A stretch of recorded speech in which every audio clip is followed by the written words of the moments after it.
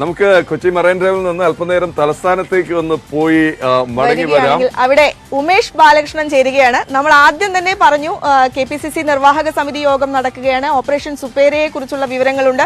ഏതായാലും ഉമേഷ് നമ്മളോട് ഈ വിവരങ്ങളെല്ലാം തന്നെ പങ്കുവെക്കും. Good morning Umesh.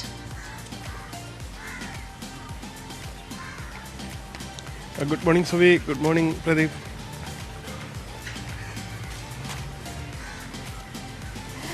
എന്താണ് ഇന്നത്തെ KPCC നിർവാഹക സമിതി യോഗത്തിലെ എന്തായിരിക്കും ഉണ്ടാവുക? എന്തെല്ലാം പ്രശ്ന പരിഹാരങ്ങൾക്ക് സാധ്യതയുണ്ടോ? തീർച്ചയായിട്ടും പറയൂ ഉമേഷ്.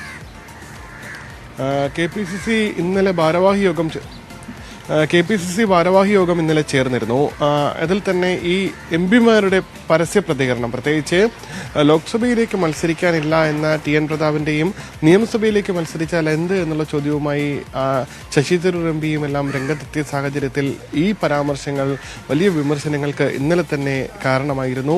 ഇത്തരത്തിലുള്ള പരാമർശങ്ങൾ നടത്തുന്നത് പൂർണ്ണമായി തടയണമെന്നും പരാമർശം നടത്തിയവർക്കെതിരെ താക്കീത് ചെയ്യണമെന്നുമുള്ള ആവശ്യം ഇന്നലത്തെ ഭാരവാഹി യോഗത്തിൽ ഉയർന്നിരുന്നു. എന്തായാലും നിർവാഹക സമിതി യോഗം ഇക്കാര്യം ചർച്ച ചെയ്യും.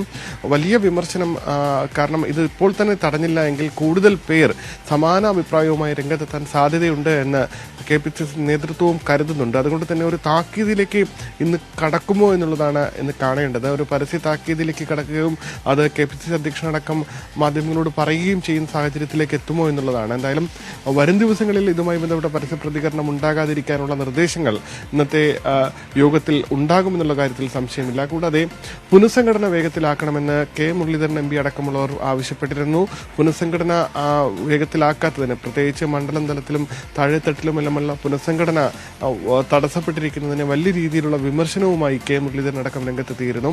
ഈ സാഹചര്യത്തിൽ കഴിഞ്ഞ ദിവസം ചേർന്ന യോഗത്തിലും ഭാരവാഹി യോഗത്തിലും സമാനമായി പുനഃസംഘടന വേഗത്തിലാക്കണം എന്നുള്ള ആവശ്യമുയർന്നു. ഇന്ന് ചേരുന്ന നിർവാഹക സമിതി യോഗത്തിലും പുനഃസംഘടന ചർച്ചയാവും എന്നുള്ള കാര്യത്തിൽ സംശയമില്ല. കൂടാതെ ഫണ്ട് പിരിവുമായി ബന്ധപ്പെട്ട KPCC ഫണ്ടിന് വേണ്ടി ഉള്ള 138 രൂപ ചലഞ്ച്, ആ ചലഞ്ചിന് ഇന്ന് നിർവാഹക സമിതി യോഗം അംഗീകാരം നൽകാനും സാധ്യതയുണ്ട്. എന്തായാലും ഏറ്റവും പ്രധാനമായി ചർച്ച ചെയ്യുന്നത് MP-മാരുടെ ഇനി 1.5 വർഷത്തിലധികമുണ്ട് ലോക്സഭാ തെരഞ്ഞെടുപ്പിന്. അതിന് മുന്നോടിയായി തന്നെ സംസ്ഥാന രാഷ്ട്രീയം ലക്ഷ്യമിട്ടുകൊണ്ട് ഓരോ MP-മാരും രംഗത്തേക്ക് എത്തിക്കഴിഞ്ഞാൽ അത് ലോക്സഭാ തെരഞ്ഞെടുപ്പിൽ വലിയ രീതിയിൽ ബാധിക്കും എന്നുള്ള ഒരു മുൻകരുതലോടുകൂടിയാണ് ഇത്തരത്തിലുള്ള ഒരു നീക്കത്തിലേക്ക് നേതൃത്വം കടക്കുന്നതും.